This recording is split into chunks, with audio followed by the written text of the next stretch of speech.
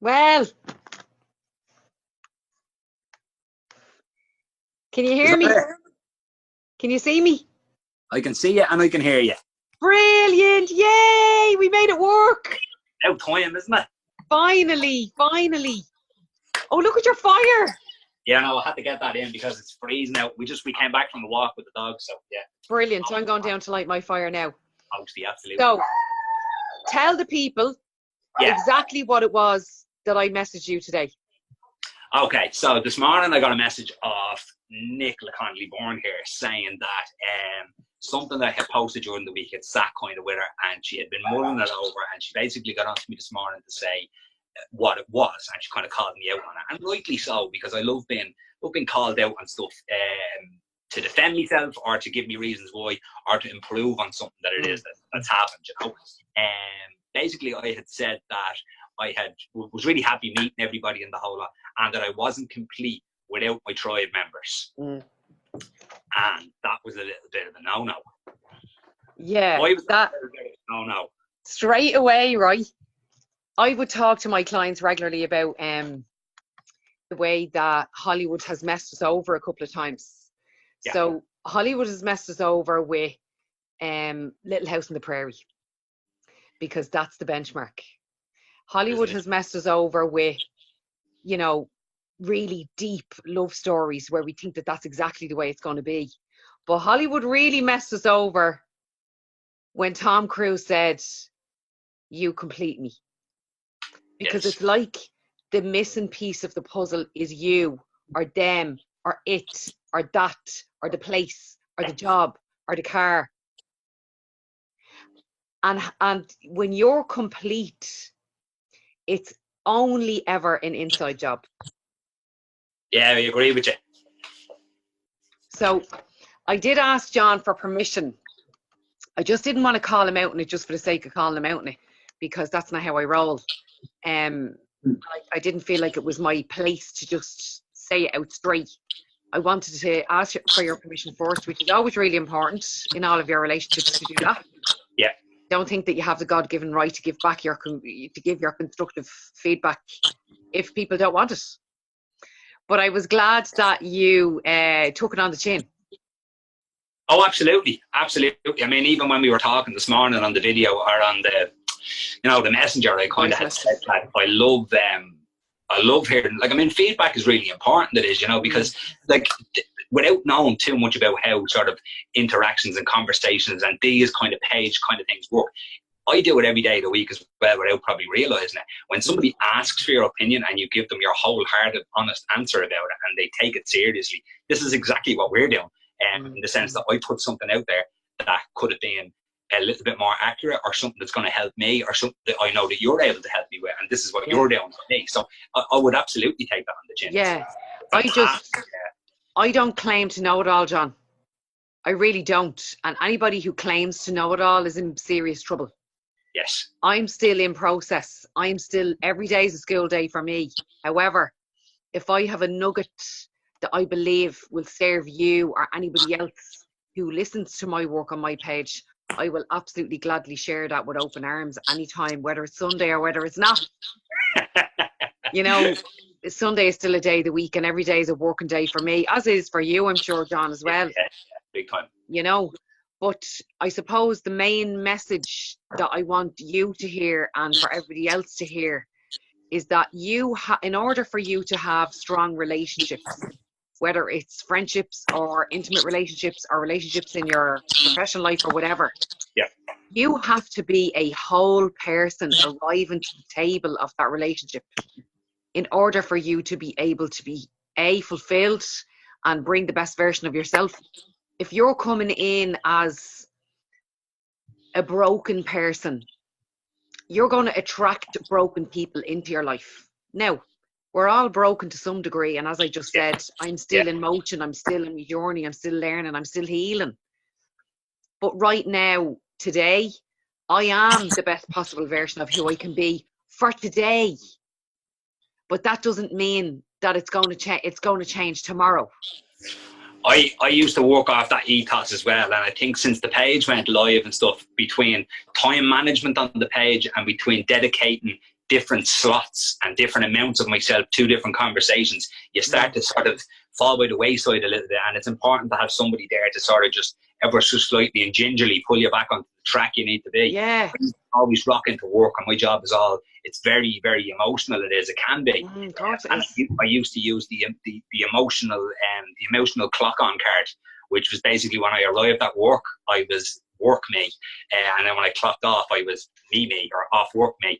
And that's a really cool way of getting that sort of amount of yourself that you can give across to people, without hitting that horrible point of burnout that anybody has ever been there. They know exactly what I'm talking about. It's a shit place. It's a really shit place. You know, so to avoid that place at all costs is poker.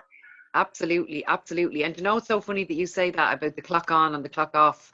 I wrote a piece earlier on for a company that I'm speaking in next week about the masks that we wear. I wrote that this morning. Yeah. And about that, for me anyway, there can't be a professional and personal mask. You have to be the same person all day long, no matter what. You have to show up at home as you do in the office, as you do in the pharmacy, as I do wherever I'm talking. There can't be one version of you for one set of people and a different version for another set. And I think that's what works so well for me, because obviously nowadays I speak, and I only use the way I speak as an analogy for people to understand it. I speak Dublin, as common as muck Dublin as you like, and I speak that Here's way. Your sister. Yes. Absolutely. We speak it as it is, and it's not that like you have any high airs and graces about you, but I speak, this is the way I speak. It'd be wrong for me to try to speak any other way, because number one, I'd fail and it's not me, and secondly, I find that when you're interacting with people who are from around your area and stuff, they bloody understand you when you talk normal. Absolutely. Up here going, now I work in pharmacy and I've done 3 years of college and I know how to talk bullshit. No, can you just tell me how it is as it is? What's the story with this, pal? Yeah. People understand that, and that you know what, that's more respectful, I think, to people. Yeah, absolutely. But I did a post, I think, on Saturday morning, and the opening line is "Come here and I tell you." Come here and I tell you. That's how I talk. Yeah, but that's the right way to talk. There's no point in me being. I find it really difficult when I'm listening to somebody talking online and they're talking about a topic that's really close to my heart, or they're talking about something, and you just know that they're forcing these correct PC terms out of their mouth that they themselves are struggling to deliver. I'd sooner hear somebody talk normal, hate saying normal, but not talking normal. You're going to relate to it and you're going to retain more. Whatever your normal is. Exactly. Whatever that is. Don't try and be anybody else or mimic anybody else or put on a voice. Now, come here, I have my phone voice. When I pick up the phone, I do have my phone voice because I want to be clear. I want people to be able to understand me. And I do try and speak a little bit more clearly when I'm doing live streams anyway, because I know that I speak very fast and this is a problem. Right? That's a Dublin thing, it is. We run all the words into each other. It is, and I need to slow it down so that people outside Ireland can understand me. But I spoke in a company a couple of weeks ago, Don, and they rang me again the other day and said, can you come back next week and deliver the same message to a different group of people in the exact same way? Don't change a word of it. Not one word I want you to change. And I was like, oh my God, that is like the biggest compliment ever. So they were explaining that they got 90% feedback from the attendees of the talk that I gave. Yeah. And in all of the feedback said, we enjoyed her so much because she put everything in real terms and was practical. Yeah. And there's no point in me not being any other way. Hence why people can resonate with the work. And something that is very difficult, because you know when you're doing personal development, it's very difficult, John. It's not an easy road. No. But when it's put in practical terms and when you use simple English, so everybody can understand that. You're gone. Your screen is gone, John. Hang on, You're back. Some cheeky person tried to ring me, the nerve of them. That's what happens, John, when you're on live streams and you get a call. You get. Don't worry, I'm cut. Go away, mister. Do you know what, John? We've had a good run of it there. We've had a good run of it there for the last few minutes, so I think we should cut and dry. Okay. Is there anything else that you want to say that you think you need to add on to this, or would benefit? Yeah, well, we've probably both touched on it, but I definitely think it's very relevant for both of us. I suppose what I think is relevant for me anyway is that when somebody is willing to give you a bit of help, is to take it and listen to it. Just because somebody tells you something you've done is either not correct or not up to standards, or it couldn't benefit you in certain ways, it doesn't necessarily mean it's always right or wrong, but it's definitely worthwhile not dismissing it. But, listen to somebody if they're willing. Be open to a change, or be open to what somebody has to say to you, because a long time ago I found that, it takes a bit of time to realise that because you're doing something a certain way, and it works for you, then it becomes the only correct way, when in fact it's the only correct way or the best way for you to be doing it. Absolutely. So 100%. Thank you for calling that out, and thank you for me being able to reiterate this with people here with you on this. 100%. But I suppose just another thing I've just thought of there that I'd like to add on to it is that, being open to constructive criticism is really important. But I did a post there a couple of days ago about when people they're pretending to fall under the umbrella of constructive criticism, but they're actually trying to cut the legs from underneath. Yeah. So you need to be open to be taking constructive criticism from people that have your best interest at heart. Yes, absolutely. Shall we leave it there, John, before somebody else calls you? It's okay, nobody else is calling. I am taking full advantage now of just chilling out by the fire for the afternoon. I have a bit of work to do this evening, so I'm having a couple of hours to just have a bit of downtime.